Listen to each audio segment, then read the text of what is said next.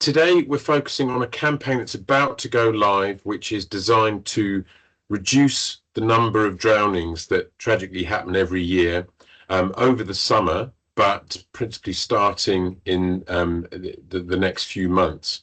And so RoSPA have put together a campaign to address this issue. And we would like you to do whatever you can to support the campaign. I will now hand over to Georgie Beardmore from RoSPA to tell you a little bit more about the campaign and how you can be involved. I'm Georgie Beardmore. I'm the National Water Safety Forum Marketing and Communication Specialist based within RoSPA. And as JP said, I'm going to tell you a little bit more about the Phone Float Throw campaign, which is a new campaign from the National Water Safety Forum that we're releasing under our public-facing Respect the Water brand. I'm going to share a little bit about why we created this campaign, some background on the development and the evidence base for the campaign, and then I'll share the campaign creative and how you can support by getting involved. So just to give a bit of background, Respect the Water is the National Water Safety Forum's umbrella campaign for public-facing water safety messages and campaigns. In 2022, we launched a bystander rescue campaign which established the use of the phrase call, tell, throw as instructions for bystander rescue. Call the emergency services if you see someone in trouble in the water, tell that person struggling to float on their back, and throw them something that floats to help them until the emergency services arrive.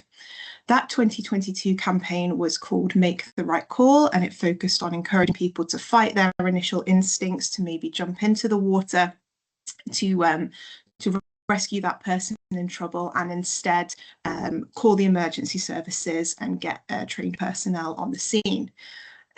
Whilst this campaign was well received, it was felt that it only focused on that first instruction, and the National Water Safety Forum decided that more should be done to promote all three elements of that key bystander rescue message. And as such, we partnered with a behaviour change agency, creative agency called Claremont Communications to develop a new campaign. The first stage of that campaign development is that we convened a stakeholder workshop comprising of members of the National Water Safety Forum. You can see a few of those players on the screen there, and we also had representatives from Water Safety England, Scotland, Wales and Northern Ireland to ensure that we had all 4 nations in the room as we were developing this campaign. That was really important to us. We held an initial workshop online, and stakeholders were invited to attend and share sort of their hopes and intentions of what they'd like to see a new bystander rescue campaign entail. There's a few post-it notes here on the screen of some of the ideas that people had as part of that workshop. But to summarise very briefly, organisations wanted a campaign that was clear and that resonated with target audiences, and they didn't want something that was going to be forgettable, get lost in the noise and be unmeasurable in terms of impact. In addition to that stakeholder workshop, we also ran a terminology survey with stakeholders so we could assess the call, tell, throw phrase and gain insight into how stakeholders felt that was received and how effective they thought it was. Responses were mixed in response to that survey. Call was perceived as the best understood part of the instruction by stakeholders. However, people were less confident that the public would necessarily know which service to ask for when they phoned 999 if they witnessed somebody in trouble in the water. Stakeholders felt that tell was probably the least perceived aspect, least well perceived by the public, because they felt that it could refer to a manner of things and wouldn't necessarily reflect the message of telling that person in the water to float. Throw was slightly better understood in terms of the eyes of stakeholders, but they felt that maybe it was unclear to the public what they should be throwing to help that casualty in the water. So the main takeaway was that stakeholders felt the advice was strong, but they thought call, tell, throw as a phrase could be improved upon. So with that knowledge, we moved into doing some testing with the public. Claremont used the findings of the stakeholder workshop and survey to develop a few creative concepts that we could take to the public. Some of these concepts were a bit riskier than others, to use a technical marketing term. using humour as a way to break through the noise, and others were more what you would anticipate more traditional water safety messaging to be in line with. So we were really keen to see what the public resonated with. Claremont organised 2 focus groups of 90 minutes each. Each one asked participants to, as we did with stakeholders, examine call tell throw as a phrase and tell us what they understood by that.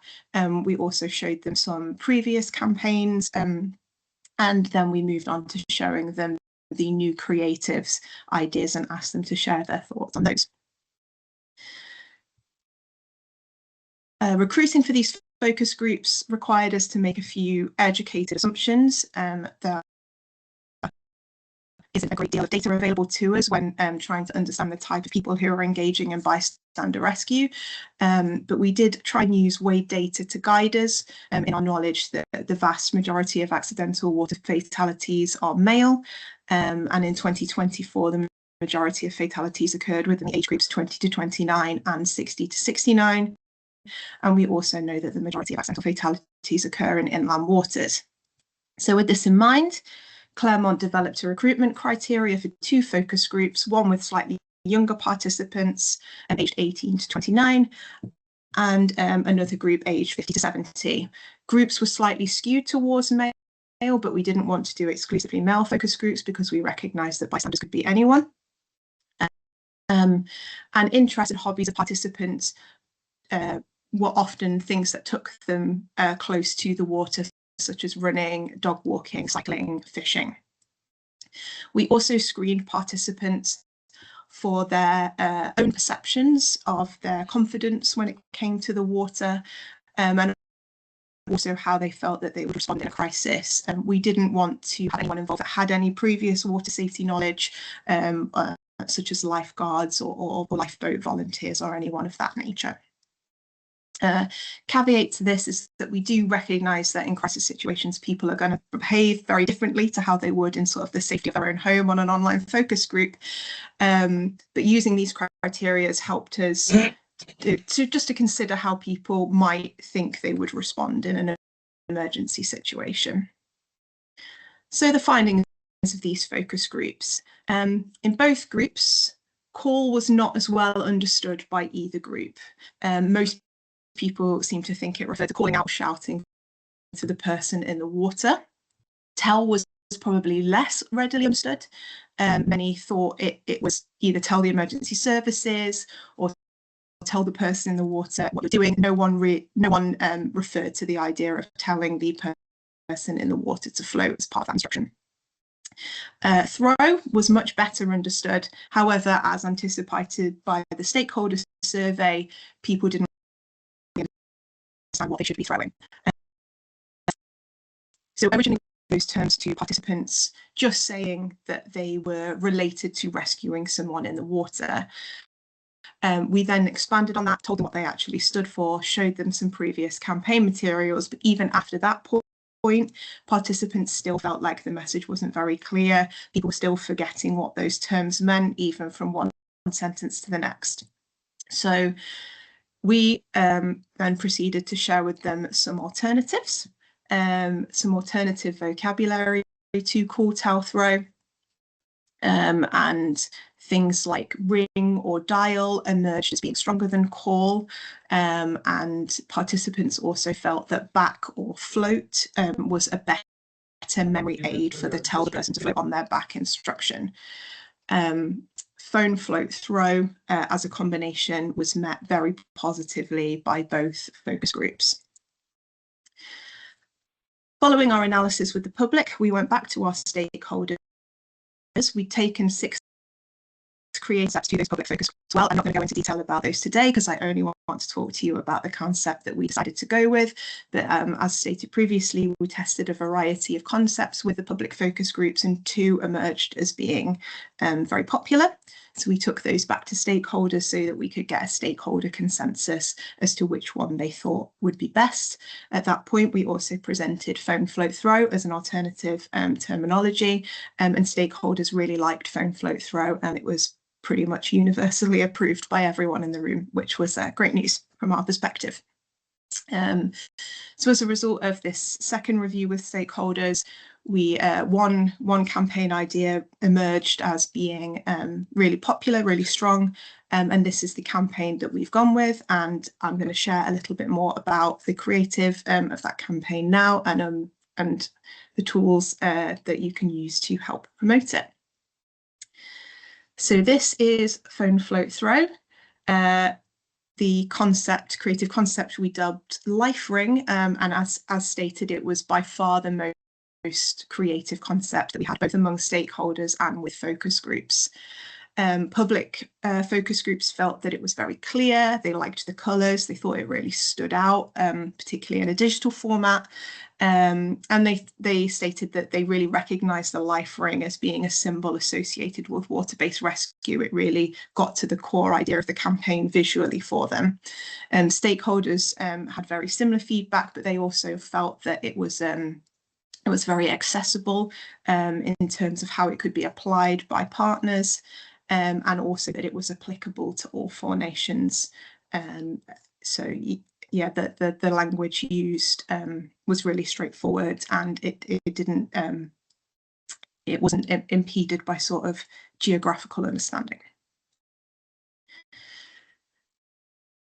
So the basis of the campaign is that we're using the universally recognised symbol of a life ring to associate phone float throw instructions with water-based rescue in the mind of the viewer. It uses that clear, simple imagery that can be easily adapted to a variety of digital and out-of-home formats, and it expands on the phone float throw instructions in the imagery itself. So audiences don't need to go elsewhere to learn more information. They've got all the instructions they need as part of the post or the social media post or wherever it is that they're viewing the campaign. I should say at this point that we did a second round of testing with public focus groups to refine the language and make sure that it was really clear and well understood by the public. So every element of this has been really extensively tested for clarity and comprehension. To support people like yourselves with getting involved, we have developed a campaign toolkit. This includes an extensive guidance document which details some of the background that I've been going through today and some of the evidence base for the campaign, and it also sets out how you can apply the assets through your communications channels. It includes social media assets. We've got a poster. We've got a 4x5 grid post. We've got formatted for Instagram, Facebook stories. In addition to social media assets, we have a digital 6-sheet and A3 posters that can be co-badged with partner organisations' logo. Those little icons that you saw as part of the animation, they're also available as individual graphics and as animations for use on websites or similar. And then we also have a graphic device of the life ring that can be dropped over any image. So if you've got particular images that you'd like to use to associate with the campaign, we do have a little life ring PNG that can be easily combined with your own organisation's imagery. So how can you get involved? Well, please share the campaign across your channels and networks and with your colleagues. Our launch date is the week after Easter on April the 8th. However, the campaign will run throughout the summer. We'll be working with CAN to do a media launch across digital and targeted websites, social media posts, running from the launch in April right through to the end of August. If you'd like to access campaign materials, you can do so on our Respect the Water website. That's respectthewater.com/phone float throw. All the key assets are on there. However, we do also have a more comprehensive toolkit available, including some additional assets such as InDesign files for adding logos to posters. So if you would like to access those, please do drop me an email. My email address is going to be on the next slide, and I can make those available to you. Finally, just to say, this campaign isn't just for this summer. We really want to embed this phone float throw message as the go-to bystander rescue message moving forward. So anytime you're discussing bystander rescue, please do use foam flow throw and the language that we've developed as part of this campaign as sort of if your go-to advice. We'd like to see this embedded for years to come as part of our water safety messaging in the UK. So that's all I have on the foam float throw campaign, but I believe there should be some time for questions if anyone would like to ask me anything now, or as I say, my email address is there, so please feel free to drop me an email afterwards if you'd like any further information. I just wanted to sort of build on what you were saying there around the campaign. In 2025, we did a little trial campaign using public sector websites across the UK, council-owned transport and visit sites. And that generated over 4.5 million impressions. So this year, we really want to build on that. This is the plan that Georgie was referring to. We're looking at targeting people highly likely to be by water, anglers, people who run and walk regularly. So we'll be doing some contextual targeting online to reach those audiences, but a key part of this campaign is utilising the public sector estate to reach those people as well. So if you have out of home on promenades or near major waterways that you can use for free, please do consider downloading those digital 6-sheet assets, maybe incorporating a link to the game that we're developing with RoSPA and putting a QR code on. We can give you a tracked link in order to do that. But also consider using your website, so school term dates pages, really useful spot to put ads on, and that's working incredibly well in other parts of the country. Lots of organisations have fishing permits, so again, great ways to position the campaign and also build remarketing audience. People planning travel in the area, particularly as temperatures change, would be brilliant to have those sorts of placements able to support the campaign. Across visit sites, so when people are looking at visiting your area, having those positions in place again can be really powerful and a perfect context for it. Don't forget about e-newsletters as well. Often they're read more than the local newspaper, and in terms of amplification, we see them as being better, in fact, than website advertising. So again, there's free technology for website, for e-newsletter, and so on. So our priority campaign support requests are the use of the free out of home you have across your locations, particularly near water locations. Free ads on council transport visit sites, particularly in April and May. We want to give this a huge push before the sort of peak water incident window, so that we're pushing the knowledge in to people before they're in situations where they're likely to encounter this scenario. And if not display advertising, then the use of audience pixels to remarket to school term dates, fishing permits, visit sites, and so on. The more of this we have, the more we'll be able to deliver these messages and make sure people are more familiar with it, which will hopefully then result in less bystander intervention, or less unsuccessful bystander intervention, and far more successful prioritised intervention by bystanders. So please do, with any questions, we'll come to you in a moment, Rachel. For tracked links, please contact me. Georgie gave you her email address earlier on. We'll follow up with the recording after this, and hopefully we can give it an even bigger push than we did last year. And we'll obviously share the results of the campaign with the Blue Light Campaigns Hub and anyone else that's interested. Rachel, would you like to ask your question? Yeah, thank you. Thanks, JP. Thank you, Georgie. That was really, really interesting. And it's just a very quick question, really. I can see there's 36 of us, or it's just jumped to 40 people online, and obviously there's 4 of you as sort of presenters. My question really is, what other routes have you presented this into? I'm not aware whether our prevention team are aware of this new campaign. Have you gone through the NFCC? I'm just thinking a little wider than than the people on this call now. And obviously this is, we've been talking about this as a KPM in our service this morning, and the aspiration for 0 fire deaths. And just as I've said that, I can see Monica's hand is up. So the question perhaps is being answered for me. Is this being pushed out to teams wider than those of us that are on here through the NFCC, or even utilising myself and the rest of the National Committee through FirePro?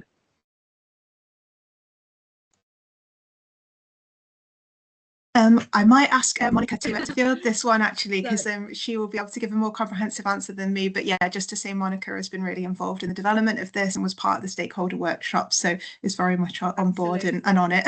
Yes, thank you. Yeah, so Rachel, we've also got Be Water Aware running at the end of April, beginning of May, so you can incorporate this into that Be Water Aware work. So if you look on the NFCC website on the Be Water Aware page, you'll see there's a section there asking fire and rescue services to change from call to throw, and change that message, and a link to the Respect the Water website where you can access the toolkit. In addition to that, obviously we're going to be pushing that out through our water safety prevention practitioners at NFCC. I'm afraid we are a little bit behind. We were hoping to get this out last week, but we've had our peeps to deal with. So yeah, we are pushing that out, and really interested to hear that you're developing again there, Georgie, because actually that could sit nicely on Staywise, so maybe a future conversation there as that develops. But yes, so, and if FirePro committee could assist with that, that would be great. It's aligned national safety messaging, so it's something that we're incorporating into the NFCC work, and you won't see call to throw from NFCC. I have created a couple of assets, slightly different theme, just because nationally I have to produce them in English and Welsh. For the purpose of the English colleagues in this call, you can use Georgie's campaign toolkit, but I've produced a couple of resources just so I've got something to give to Wales, just for awareness. But myself and Georgie have spoken about the need to have these resources in Welsh, and we'll get there very soon with the life ring, won't we, Georgie? We're also using this forum, the Blue Light Forum, to engage police forces, ambulance forces as well, ambulance services as well, across the country.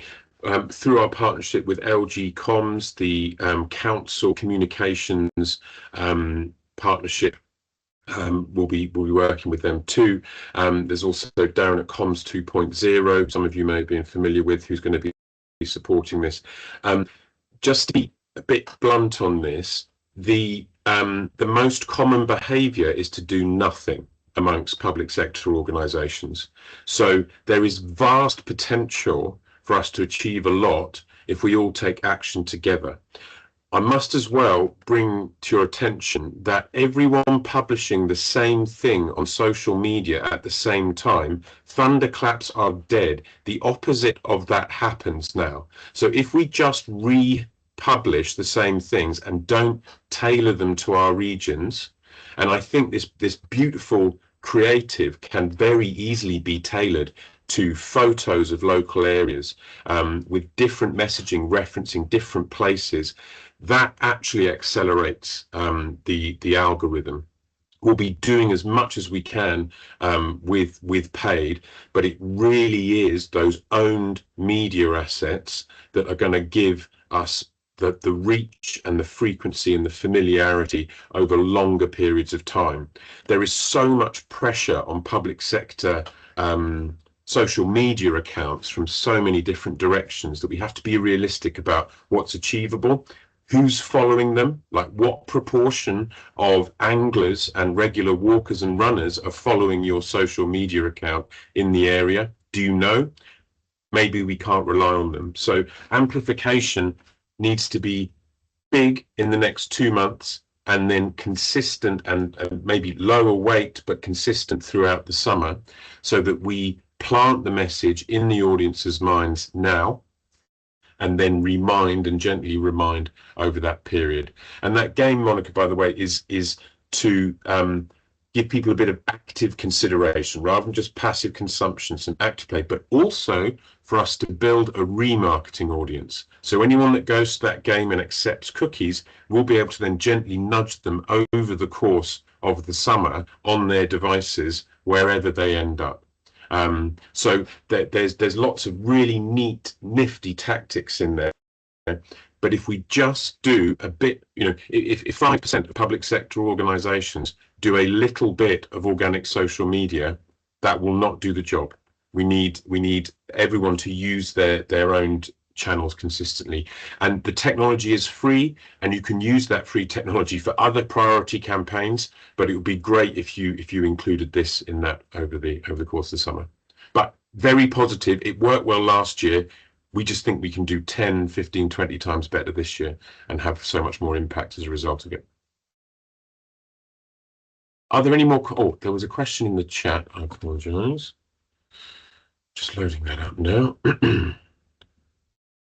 That is a great idea. Yes. Georgie, have you had any engagement with utilities companies and organisations like the Canal and Rivers Trust?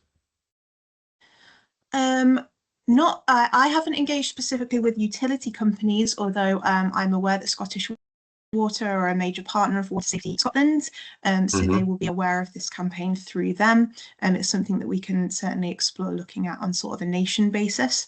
Canal and River Trust, absolutely. They were also a key member of our stakeholder process. They are active members in the National Water Safety Forum and Water Safety England and Wales, so they're definitely aware and part of this.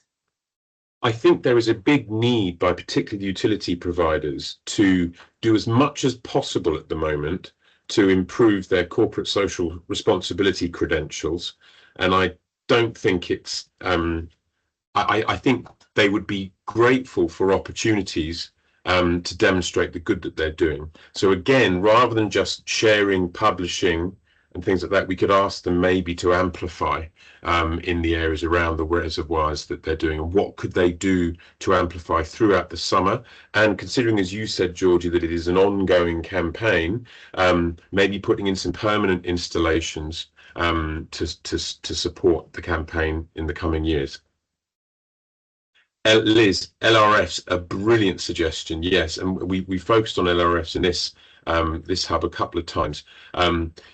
Georgie, we've got some connections there, but again, I think this group, if you can just give this some energy in the next in the coming weeks and think about, LRF connections, utilities connections if you have them, of course, national parks. This is brilliant. It's like an idea shower at the beginning of in the session. So yes, all of these things brilliant, but could we just ask that if you do something and don't measure it and don't feed it back in, it's like a tree falling in the woods and no one hearing it.